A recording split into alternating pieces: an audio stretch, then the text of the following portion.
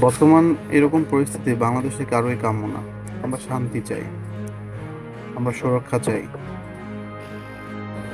আমরা চাই প্রত্যেকটা মানুষের জীবনের নিরাপত্তা। কিন্তু কোথায় এই নিরাপত্তা? এইটাই কি নিরাপত্তা? 10টা বাজে আমি ঠিকভাবে ঘর থেকে বেরোতে পারবো না? কিসের স্বাধীনতা, কিসের স্বাধীন করলাম, কিসের সার্বভৌমত্বের দেশ পাইলাম? বর্তমান সরকারের কাছে আমার আকুল আবেদন, এই ধরনের পরিস্থিতি থেকে আমরা রক্ষা পেতে চাই।